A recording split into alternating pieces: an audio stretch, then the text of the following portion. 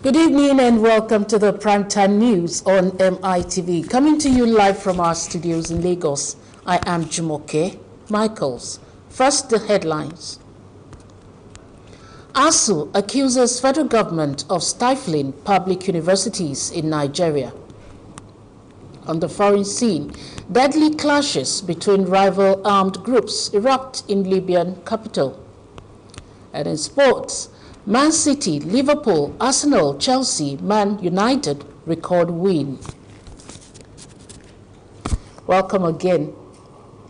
The Academic Staff Union of Universities, ASU, has accused the federal government of deliberately stifling and killing public universities in Nigeria to promote private ones allegedly owned by the political class. The group also alleged the federal government has been calculatingly dribbling the union since 2017 in genuinely finding solutions to the ASU federal government impasse in order to end the strike for students to go back to school. ASU accused the federal government of being only interested in campaigning for the 2023 general election than the welfare and future of the Nigerian youth. The chairperson and the secretary of ASU, Chukwuemeka Odumegu Ojukwu University, COOU, Anambra State, Comrade Oke Aniebo and Comrade David Enibe, disclosed this in a statement jointly signed after their meeting in Igbariam, Anambra East local government area of the state.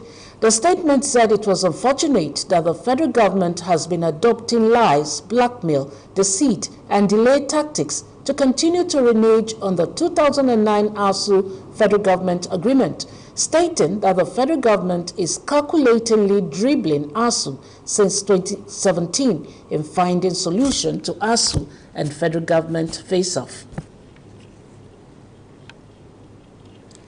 The American Society of Civil Engineers, ASCE, Nigeria section, has advocated the need for national building codes to be strictly enforced by the government and its agencies in order to build a better environment for the next generation of engineers.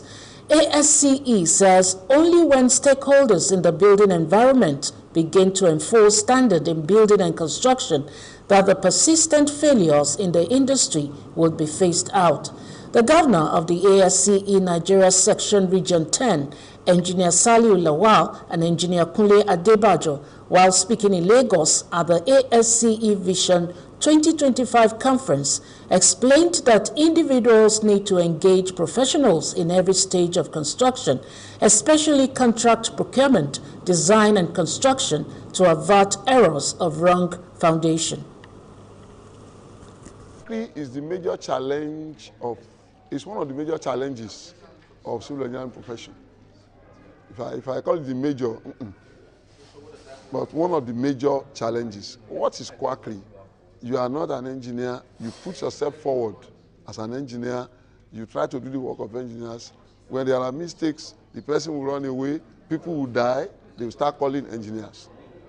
So, and it is important that we educate our people, always consult and make use of services of professionals. One of the problems in the built environment right now is that we are all straying into areas that we shouldn't. And when you do that, you find that it starts to become mediocrity as against being able to be good at your own specialization. And I bring up the issue of form work and false work. As far as I'm concerned, that in itself is such an important aspect of the construction process. ASCE President Engineer Rashid Hassan, who warned against involvement of quacks in projects, stated that the theme of the conference, Civil Engineering and the Future of the Built Environment, Opportunities and Challenges, has captured the essence of creating an environment for the new generation to build on.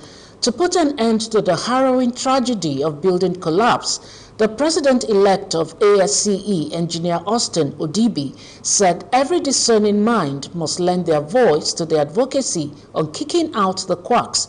He said the quacks are the cause of building an infrastructure collapse in Nigeria, as he advised young engineers to revolutionize the nation's engineering landscape through their hard work. The ASCE Nigeria Section Vision 2025 conference also had a panel discussion where various topical issues were examined thoroughly. As we go into the future, mega city, floating city, and the green, environment, how this baggage of collapse will not be carried into the future. So those are the things we are looking at and prepare ourselves better to design better, to build better, and operate better so that we can move away from the issue of collapse and face future squarely, where we build and there will be safe environment for everyone during and after construction. We have a lot of quacks who come in to build. They cut corners. They use substandard materials. Workmanship is very poor supervision, poor planning, and when you put all that collectively, what do you have? You have failure. So you design not to withstand the usage, but you design to fail. You understand? So it's very important that the government too, who are the regulators at the level, at the state level, we have the current at the federal level. It's important that they all sanction discipline. You understand? They all sanction. The Director General, National Pension Commission, Aisha Dahir Umar, says strategic effort to drive the micro-pension plan remains one of the most important areas of focus in the Commission in expanding pension coverage to the informal sector. She stated this at a journalist workshop organized by the Commission in Abuja. Umar said the expansion of the pension coverage includes the small-scale businesses, entertainers, professionals, petty traders, artisans, and entrepreneurs. Correspondent Linda Ike reports that the Director General, who was represented by the head Corporate Communication PENCOM, Abdul Kadir Dahiru, disclosed that the Commission is planning to provide incentives to contributors under micro-pension plan to encourage more enrollment. He said the workshop is an avenue for the Commission to interact and appraise its media partners of the developments and achievements in the pension industry while presenting the challenges faced in implementing the CPS. Micro-pension and release. As you know, PENCOM increased the minimum regulatory capital for earnings for PFAs from 1 billion to 5 billion last year. The capitalization exercise had a 12-month transition from 27th April 2021 to 27th April 2022. As of the deadline, all PFAs have complied with the Commission's directive to increase their minimum regulatory capital. The capitalization exercise was to ramp up the capacity of the PFAs to manage the increasing number of registered contributors and pension fund assets, the value of which I am pleased to inform you stood at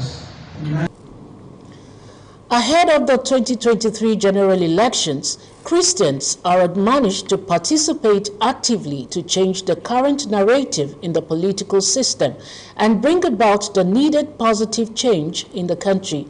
The parish priest of St. Leo's Catholic Church, Right Reverend John Aniago, who gave the advice in Lagos while speaking with newsmen to herald the church's 50th anniversary, said for mediocres not to completely take over Nigerian political space, God-fearing people should come forth to take the driver's seat. The clergy, who was represented by the associate parish priest, Reverend Father Emmanuel Omoroke, noted that prayers remain one of the solutions to all societal vices in the country. The clergyman urged Nigerians to wisely use their permanent voters card, which is their power to right the wrong and choose credible leaders during the forthcoming polls. In his remark, a member of the church, Taiwo Bileye, encouraged Nigerians, especially the Christians, to take active part in politics. Yes, we ask Christians to join politics, to take part, to go out there. People should go out there, get their PPC, vote, and Christians should be involved in Nigeria politics. And then let us go there as Christians, take our right, do our best, and make sure we make that the right person gets there. If we have Christians who are leading Christian lives within the situation of the politics, then they would be able to, by their Christian examples, change. So that's what we want, that Christians be part of the political agenda situation and still be Christians, not that they be dough to change the flour, make it better to good bread, not join the crowd when. A coalition of youth groups in Ikeja Federal Constituency on Saturday trooped out en masse to give their solidarity support to the presidential candidate of the All Progressives Congress, APC, Asiwaju Bola Ahmed Tinubu, as they embarked on a walk from Ikeja to Omole. The youth also pledged their unalloyed support to the candidacy of Honorable James Abiodun Faleke, a member of the Federal House of Representatives, Ikeja Federal Constituency. The 100,000 youth walk within Ikeja and its environs was not only orderly, but attracted the expected mammoth crowd, who willingly declared their support for the duo. The group emphasized that the walk was to showcase the leaders whom they say have impacted the lives of youth greatly. Is for us to be actively involved in whatever we do in our environment, socially, religiously, and mentally. Either we like it or not, the saying that says the youth of today are leaders of tomorrow. For me, I don't see it that way. And that's why for decades, I have been part of the electoral process. So if we are actually getting set and ready to take the bull by the horn, elections are not won on social media. It is your active involvement that determines what comes out of it. This is just a solidarity work for Asiwaju, Babajide Sanwo-Olu, and Honorable James Faleke, who are our leaders. So as the campaign kicks off in September, we have many beautiful programs that will attract young people. Our target is young people, even beyond Ikeja Federal Constituency.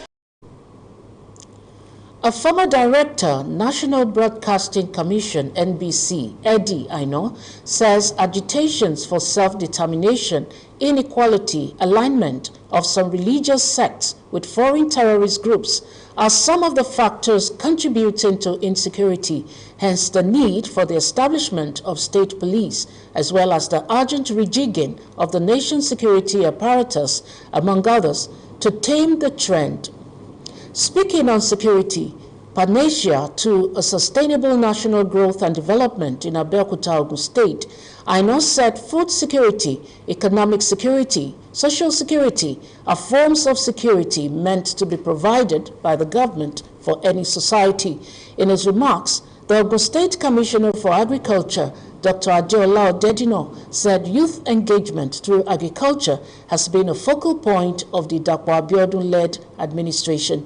The national president, Mapoli Alumni Association, called for the continuous support of the institution with a call to all alma mater to always give back to their roots.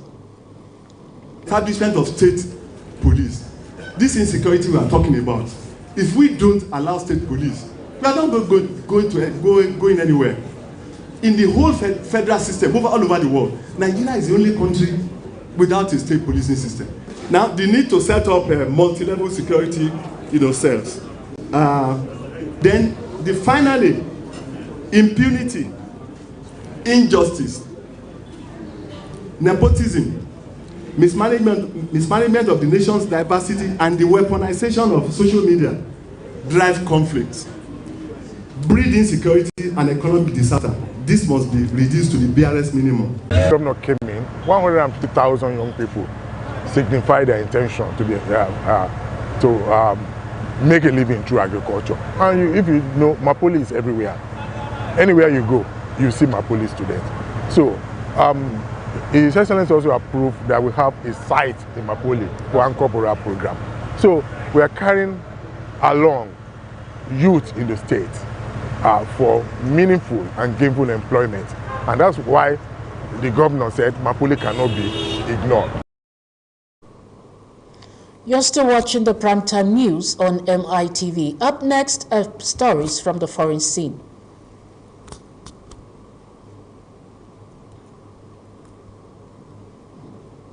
Music is fuel that fires up our souls. Today, African music has a dominant place on the world map. This massive music movement creating waves across the globe. I have seen the evolution and the growth of this industry. But every movement starts with a story, and the best place to start any story is at the very beginning. There's a primordial energy that can only have come from Africa.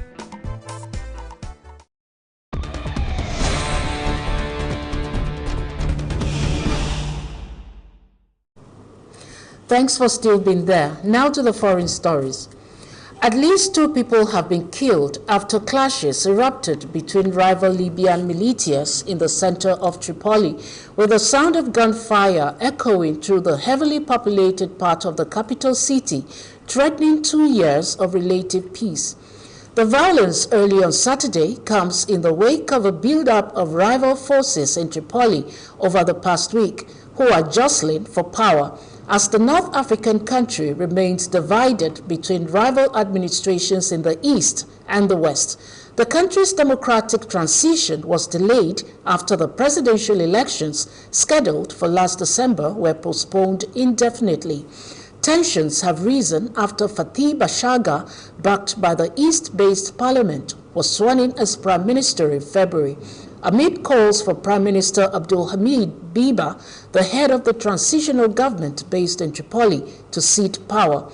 The United Nations had voiced concern after the Tobruk-based parliament voted to install Bashagha as prime minister. 6 of the 43 students disappeared in 2014 were allegedly kept alive in a warehouse for days, then turned over to the local army commander who ordered them killed, the Mexican government official leading a truth commission said on Friday.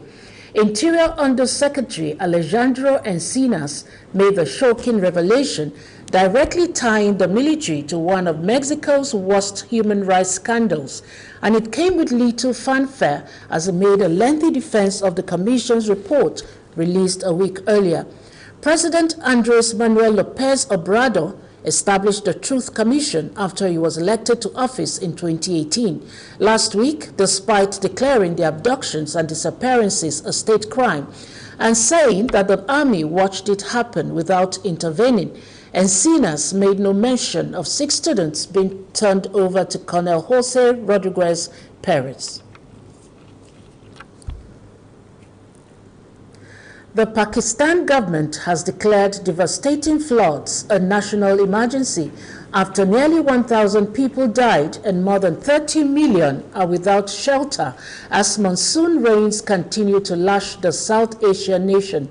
At least 937 people have died since mid-June, including 343 children, according to the National Disaster Management Authority, with large swaths of the southwestern province of Balochistan remaining submerged, bringing back the memory of the devastating 2010 floods.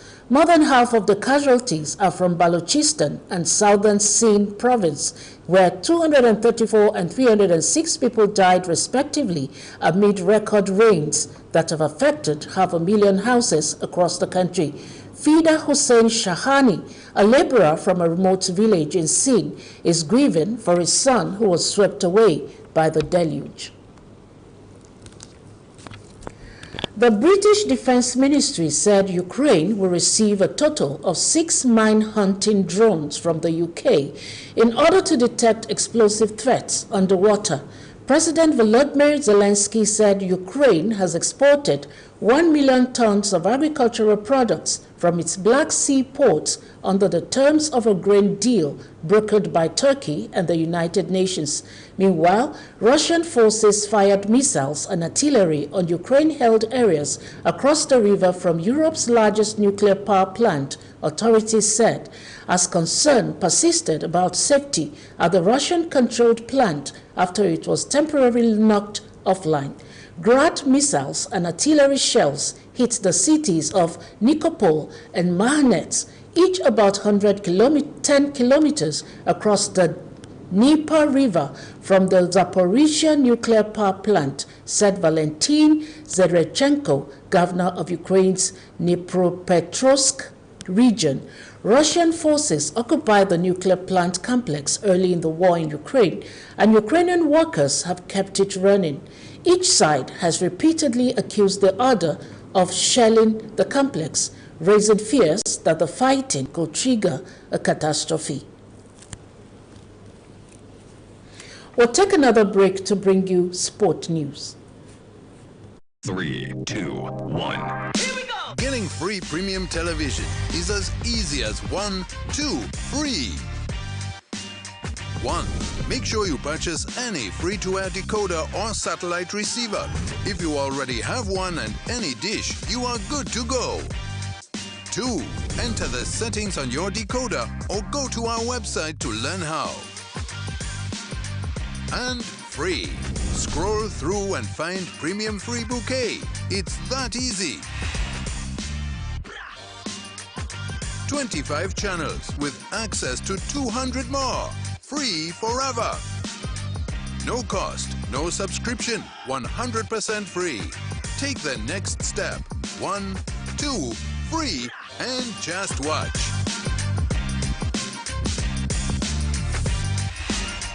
Start watching Premium Free today. Why pay? Just watch.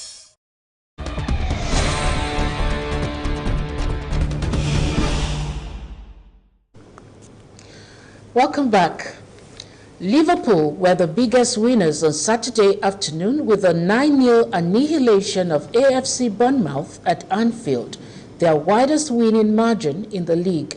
A brace from Luis Diaz and Roberto Firmino, then a goal each from Alexander-Arnold, Virgil van Dijk, Harvey Elliott and Fabio Cavallo, plus an own goal from Chris Mempham, completed the drubbing.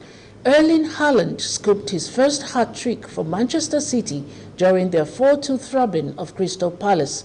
Chelsea, on the other hand, survived a first-half scare when youngster Conor Gallagher picked up 2 yellow cards and was subsequently shown the red in the 28th minute to go ahead and defeat the Foxes from Leicester by 2-1. Manchester United made it 2 consecutive victories as Bruno Fernandes broke the deadlock 10 minutes after the break with a precise side-footed volley to give United the 3 points they needed so desperately. Man United had 56% of the possession with 6 shots on target. Arsenal forward Gabriel Magalhaes scored to make amends for being culpable in Fulham's opening goal and to hand the Premier League leader a 4th consecutive win of the season. In the other games, Brighton piped Leeds United 1-0, with Brentford and Everton settling for a 1-1 draw. Roger Federer has not played competitive tennis in more than a year, and like his legion of fans, Rafael Nadal also cannot wait for the Swiss great to return to action next month. Federer has not featured since Wimbledon last year after he had another operation on his knee, which has bothered the 41-year-old in the twilight of his sparkling career. The 20-time Grand Slam singles champion is expected to return to the tour in September when he teams up with longtime rival and friend Nadal to play doubles at the Laver Cup in London before playing at the Swiss Indoors Tournament at home in Basel the following month. Nadal, the winner of men's record 22 Grand Slam titles, told reporters ahead of the US Open that he was super excited to see Roger again on court. Federer has undergone 3 knee operations in the last 2 years and has not played a competitive match since his quarterfinal defeat to Hubert Hurkacz at the 2021 Wimbledon. But despite not playing for nearly 14 months, the Swiss has retained his place at the top of the list as the world's highest paid tennis player for a 17th year, underlining his popularity in the sport. And that brings us to the end of the primetime news. But before we leave, we'll take a recap of the top stories. We told you that ASUU accuses federal government of stifling public universities in Nigeria. And from the foreign scene, we have the story that deadly clashes between rival armed groups erupted in Libyan capital. And also in sports, Man City, Liverpool, Arsenal, Chelsea, Man United record wins. Thanks again for staying with us on the Primetime News. I am Jumoke Michaels. Good night.